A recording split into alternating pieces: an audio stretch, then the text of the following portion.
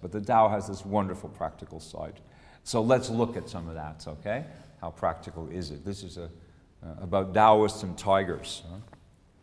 Responses to stress in the natural world. You know, the so-called fight or flight response in human beings, and even infants have a startle reflex, or they don't even know enough to be afraid, but they can still be startled.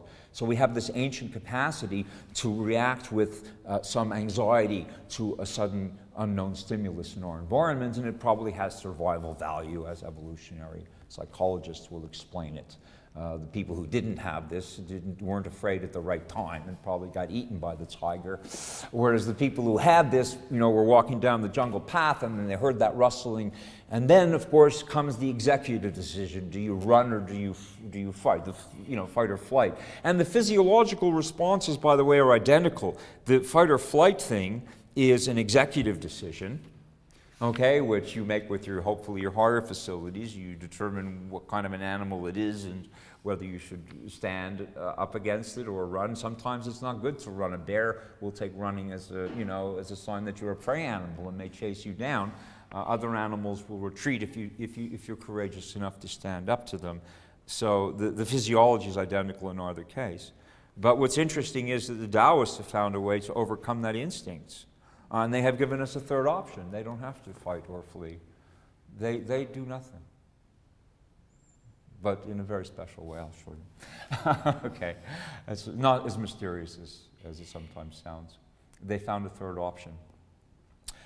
So the tiger is a legendary animal which is both respected and feared and revered in India as well as China. I mean, in India, the tiger still takes a lot of people, and their habitats are shrinking, and they're forced to lash out, and they do eat people. And in China too, the tiger is studied by generations of martial artists who imitate many of its movements and so forth. But you see, this instinct doesn't always work well for us in civilization. If you think about being caught in a traffic jam, okay, and people caught in a traffic jam will experience the same anxiety as people on the jungle path hearing a rustling. You got this fight or flight response. It's a stressful situation. And then you see people going ballistic, right? And they're shaking their fist at the traffic jam. They're trying to fight it, but it ignores them. So they get more upset. And then you have other people trying to flee the traffic jam, right? Who hasn't tried to make the illegal U-turn and go the other way? And of course, you have police waiting to ambush them, as a result. So we get caught up where our ancient evolutionary instincts don't always serve us well in civilized situations. But India was more Western, and they used to hunt the tiger from the tops of elephants. This is how they would deal with the tiger in India. This poor tiger has really been cornered by the elephants. It's been flushed out, and it's being treated like a prey animal. And tigers don't want to be treated like prey animals because they're apex predators. They get very upset when elephants hunt them. So the tiger gets angry, loses its cool, charges the elephant, and runs right up into the muzzle of the gun. I mean, it's very sad, but this is the way that tigers can be hunted. And of course, Western colonizers picked this up from the Indians and did the same thing. And then, the tiger became a trophy. The tiger skin furnished a pleasure dome, and, if you're a warrior type, you'd wear a necklace made of tiger teeth to prove how tough you were. And this is the poor, fate of the tiger. But the Taoists, as I say, have a very different solution. The Taoists experience happiness without thrill-seeking, exhilaration without constructive stress.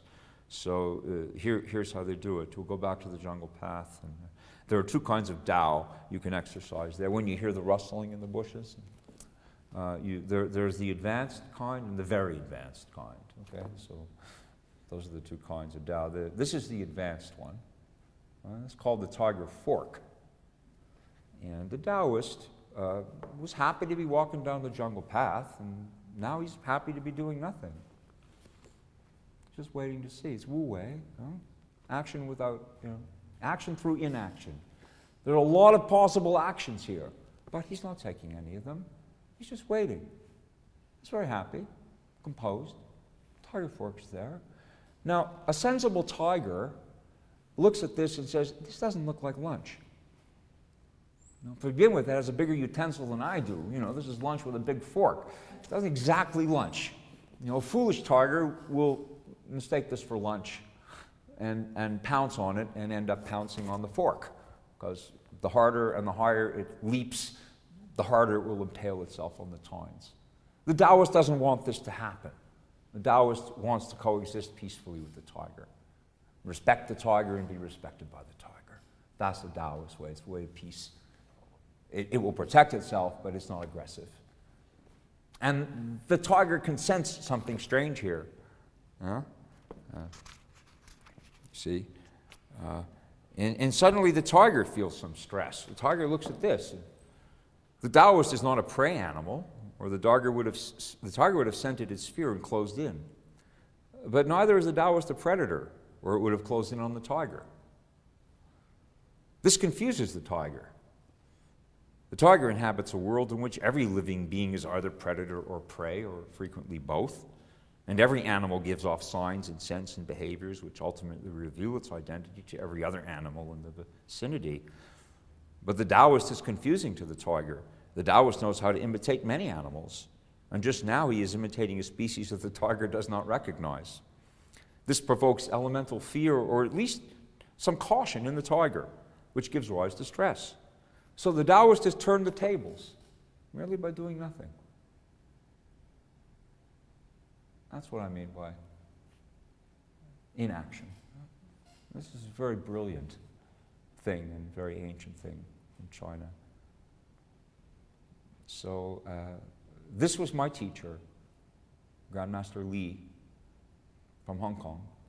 This picture is now, I guess, more than 30 years old. In the early 80s, I guess it was taken. The guy on his left is Jim Matheson. You know Jim. He's number one, and I was not number one, but I studied with Master Lee for 11 years, which is not easy.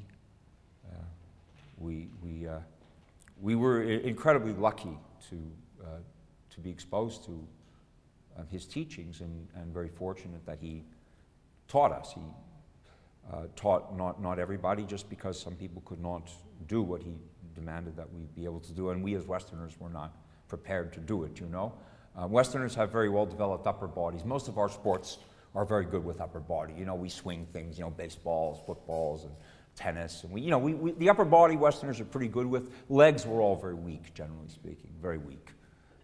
And if you tried this at home, what would happen in about 30 seconds is your legs would start quivering. Okay? You're not doing anything, but your legs are going to start quivering. And then they'll hurt and really quiver and shake. And then you won't be able to stay in that position for more than a minute or two. But with a few years of training, you can, it becomes very relaxed in all of this. But these are arts which were passed to us in the 70s, and we were among the first Western recipients of them. And these were the arts, of ancient China that were passed to Grandmaster Lee as a small child. So he was also a healer, a practitioner of Chinese medicine, to this day very renowned, and he did all kinds of healing with acupuncture and herbal medicine, as well as teaching us the way of the tiger and some other animals too. So it was an amazing journey with him. This is also Tao. This is befriend the tiger. This is the tiger and you are sharing a common bond as sentient beings, and there's no need for teeth or claws or fangs or aggression. Don't try this at home. This is a very advanced way. And the idea of this is just superb, isn't it? Lao Tzu calls this the region beyond death.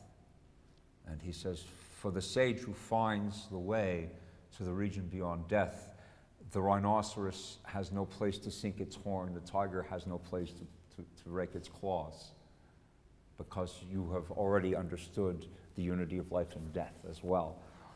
And so the tiger is not going to hurt you. You're beyond the region of death. This is very advanced, beautiful teaching.